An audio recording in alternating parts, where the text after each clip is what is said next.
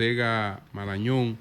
Él ha conversado con nosotros en otras oportunidades. Gracias, don Julio. Bien, y queremos aprovecharlo ahora para hablar de algunos temas. Julio, antes de entrar en la agenda de él, ¿cuáles son las áreas de investigación de ustedes? No, ya antes de entrar en las áreas de investigación de nosotros, quería decirles que estaba atendiendo fascinado a su conversación y a propósito yo no escuché las declaraciones del presidente Abinader ayer sobre los ovnis.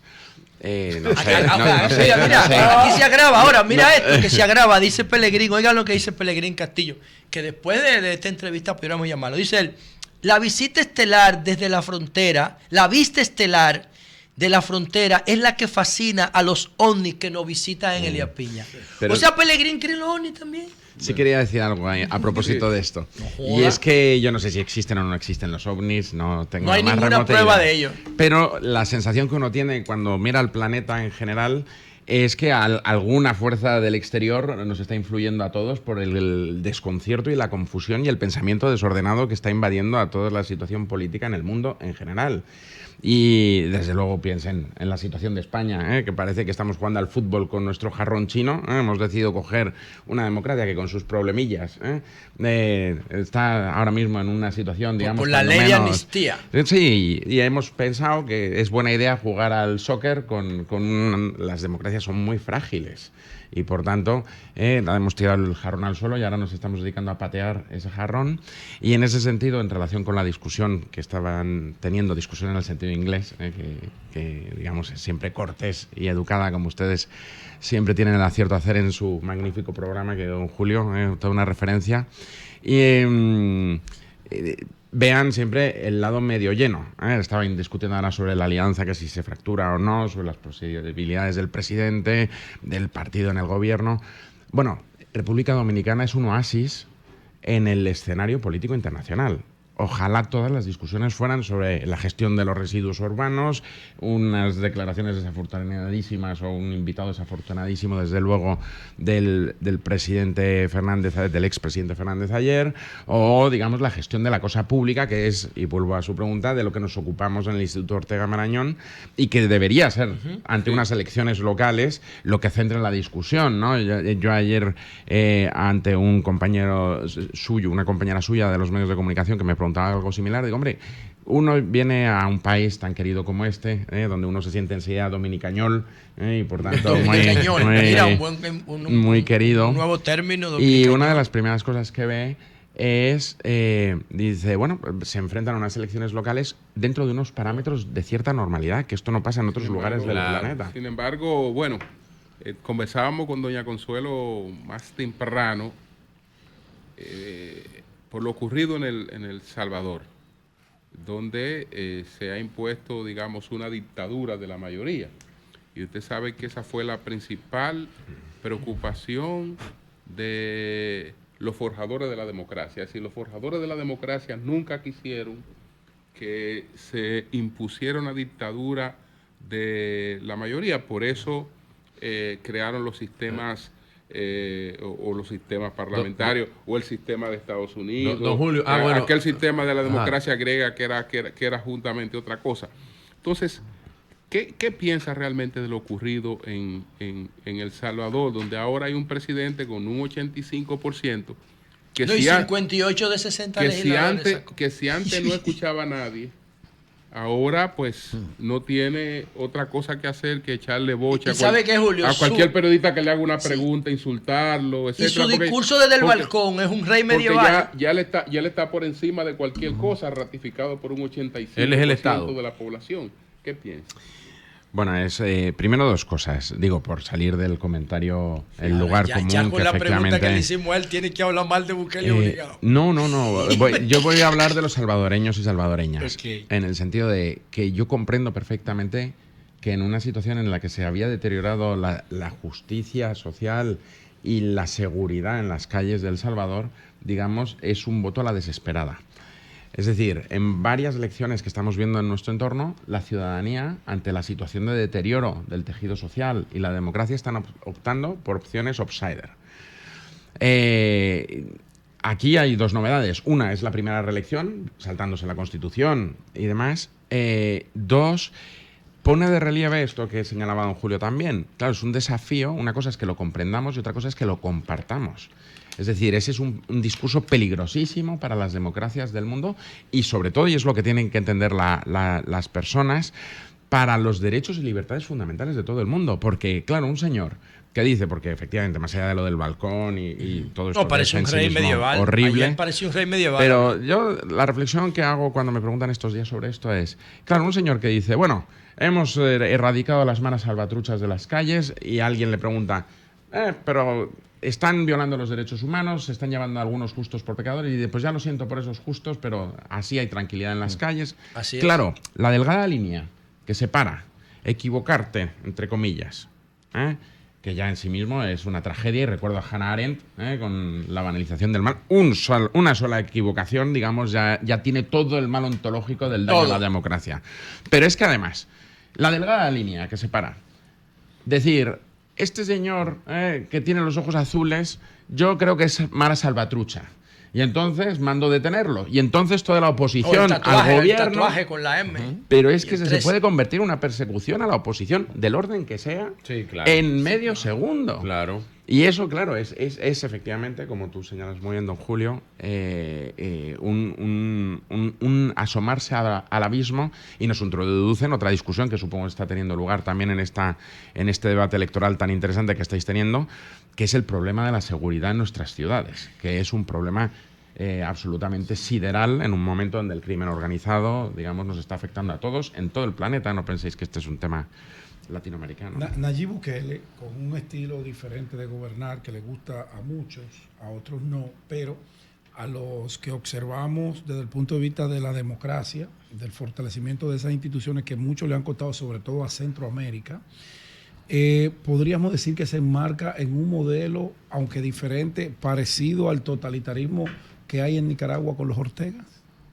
Sí, es un fenómeno clarísimo que está pasando en el planeta. Lo que pasa es que yo siempre digo, y aquí perdón que me agreda a mí mismo, digo, esto es muy cómodo desde mi cátedra La Complutense sentarme a pontificar y decir, no, esto es horrible y efectivamente, qué mal la democracia y estas agresiones a los derechos humanos, y es fácil desde el punto de vista del académico, o sea, creo que la discusión no existe.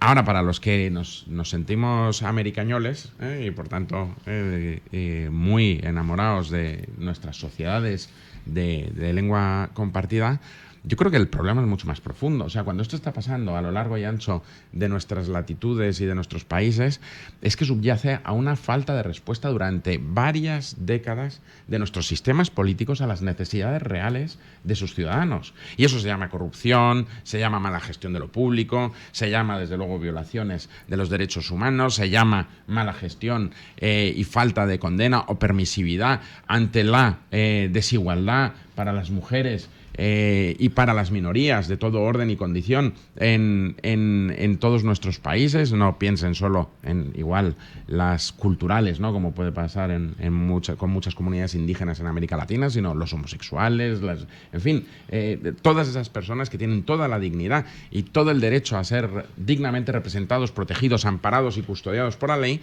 que no han sido atendidos, y la democracia y el sistema parlamentario precisamente lo que garantiza es el derecho y las libertades de las minorías. Cuando se fortalecen los gobiernos centrales y los ejecutivos y digamos el legislativo pierde poder, pierde competencia, pierde protagonismo, pierde su poder de check and balances, y vuelvo a tu referencia inicial, don Julio, en relación con el sistema del Estado de Derecho y la justicia, desde luego, ¿no?, el sistema judicial.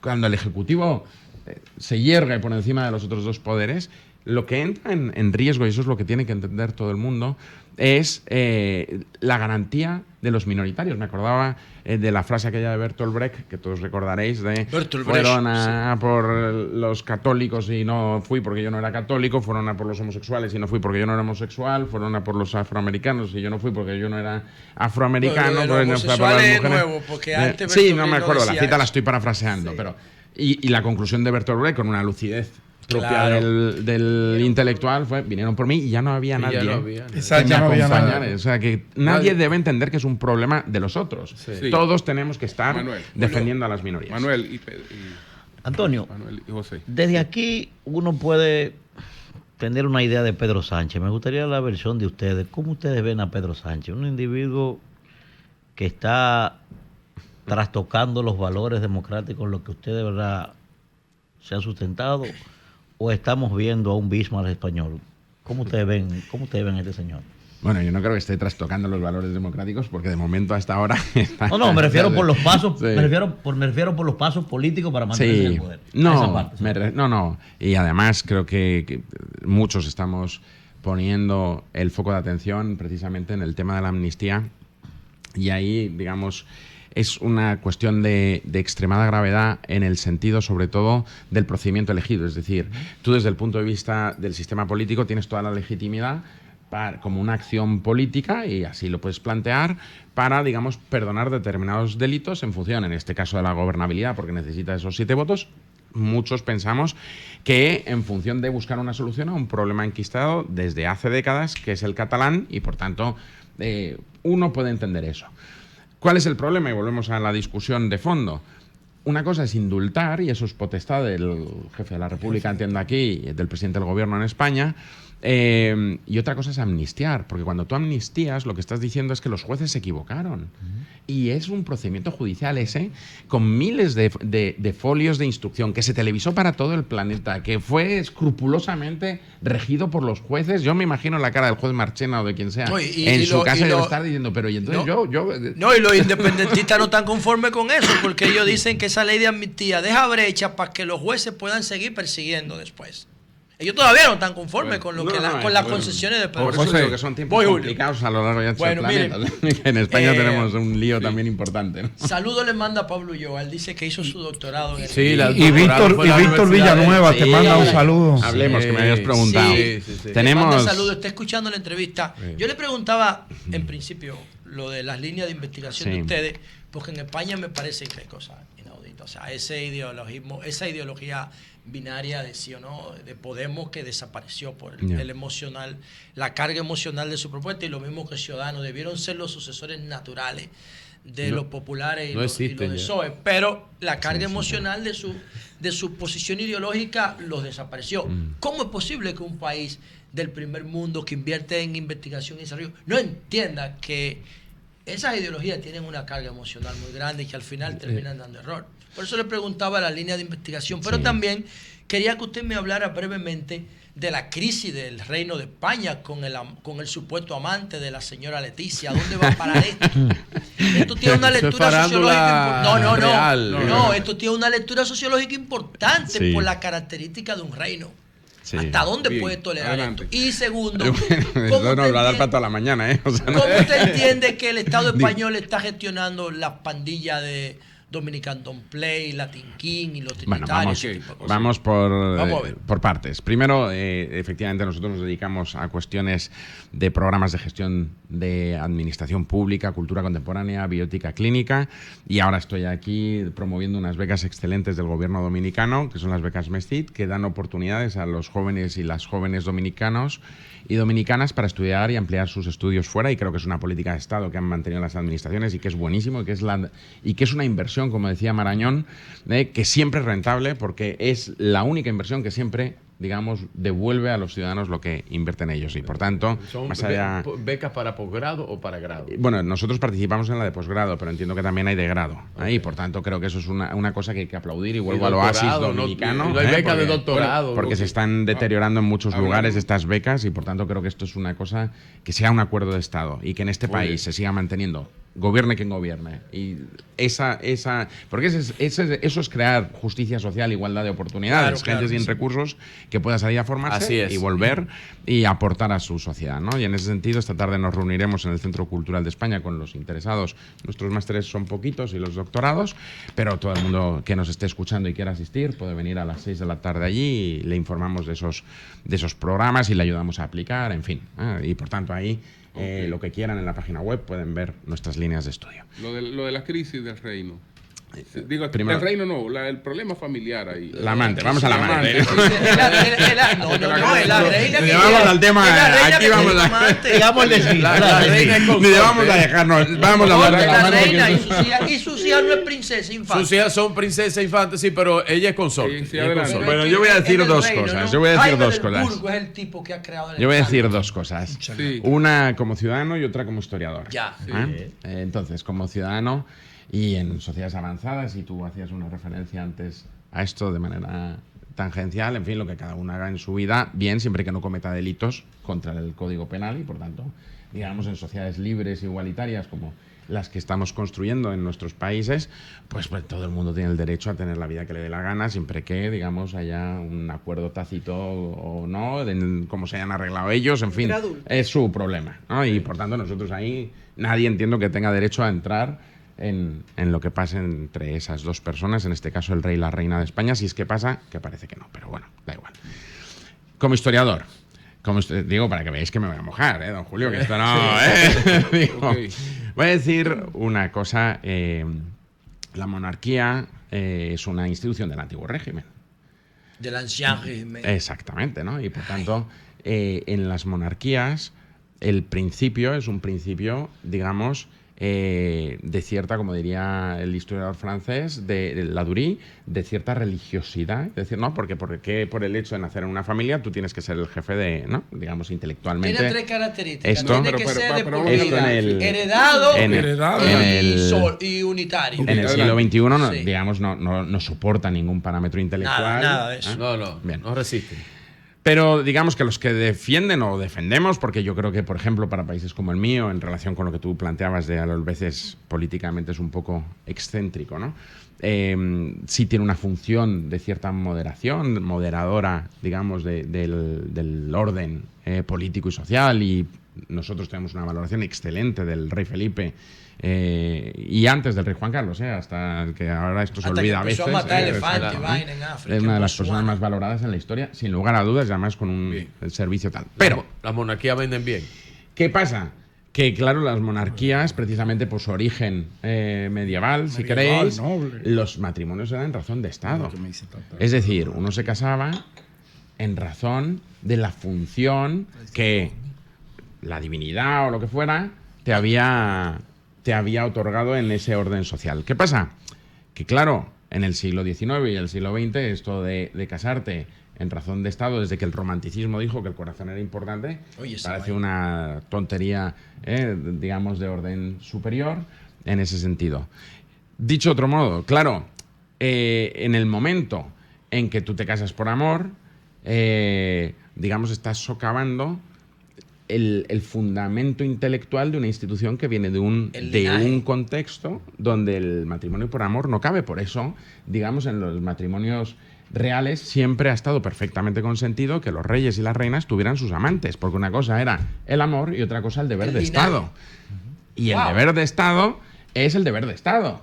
Entonces, ¿qué pasa? Que claro, una institución como la monarquía en el siglo XXI, que es lo que tú Sí, planteabas, ahí dice, bueno, ¿cómo terminamos. enfrentamos esto? O sea, no, o se casan por amor o no, pero en el fondo lo que subyace es un tema de colisión con ¿Qué algo podría que... pasar? Bueno, si yo tuviera la bruja Lola... Nayi, adelante, Nayi. No, José está muy Yo quiero- interesado. yo no, quiero- yo- está yo- preocupado, José. Yo por estudio eso. esa vaina todos los días. José mano. está, Yo quiero ¿cómo volver. que Mañana llama? se cumplen 17 años de la muerte de la hermana menor de la reina. Adelante. Yo quiero volver a América otra Tenía vez. 90 Se años. habla mucho de Bukele, se habla mucho El rey tiene de cáncer, José, Ortega, tú no has hablado de eso. Y hace No, tiempo pero es el que inglés. como que Sí, ha bajado inglés, un sí, poquito sí, el, el rey el chatarra de perfil, Inglaterra. pero también creo que es un caso importante Nicolás Maduro.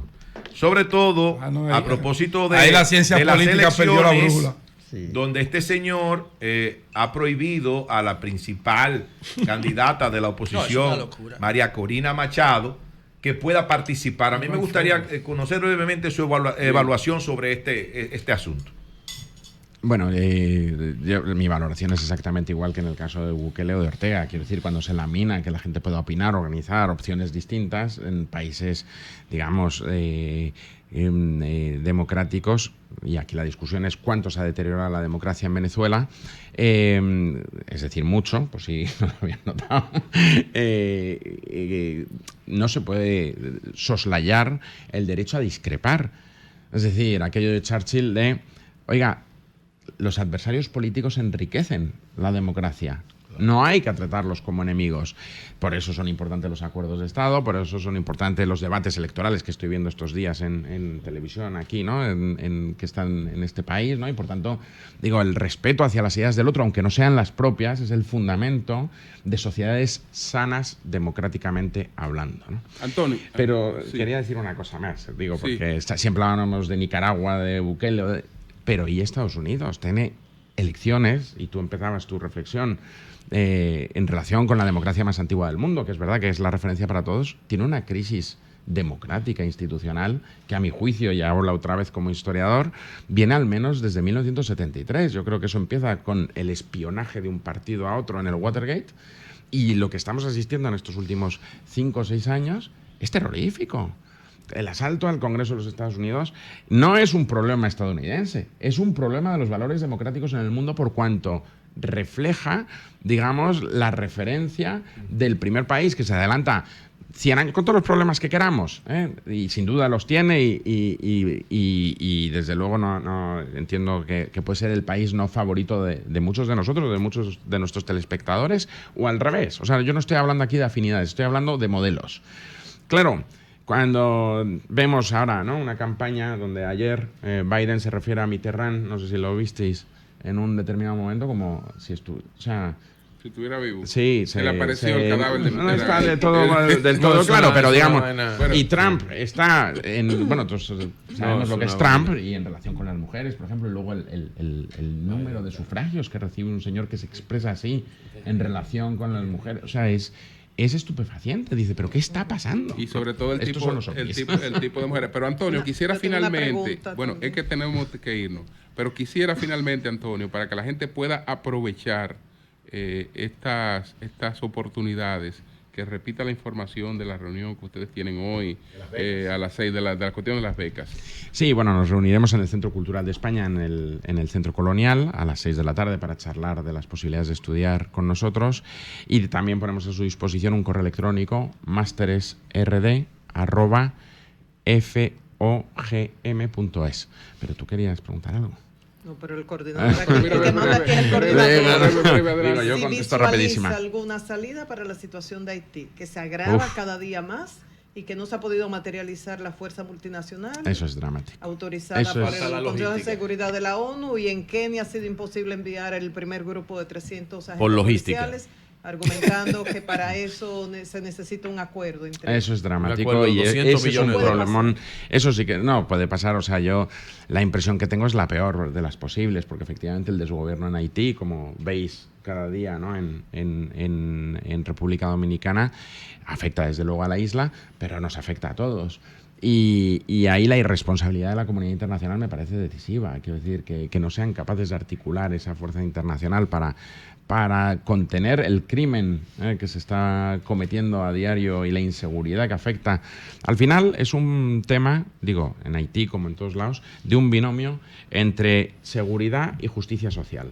Cuando alguna de esas dos cuestiones, digamos, flaquea, o por la desigualdad o por la seguridad, la democracia está en peligro. Claro, en Haití eso adquiere un grado absolutamente máximo, ¿no? Y por tanto es una situación explosiva que desde luego hacéis bien en focalizarlo, porque a vosotros afecta directamente, pero la irresponsabilidad de la comunidad internacional en no tomar ese toro por los cuernos, y ya sabéis que se prioriza, ¿no? El gran derrotado del conflicto en Oriente Medio es Zelensky, que ya se habla la mitad de la mitad de la mitad del tema ucraniano, y algo así pasa con Haití. Que claro, como a los europeos o a los estadounidenses les interesa menos en función de no sé qué, pues parece que solo es un tema de política o de importancia en República Dominicana, y es un problema para todos. Antonio López Vega, gracias, que es Gracias. el director del Instituto Interesantísimo. Universitario de Investigación Ortega Marañón en Madrid. Cambio y fuera.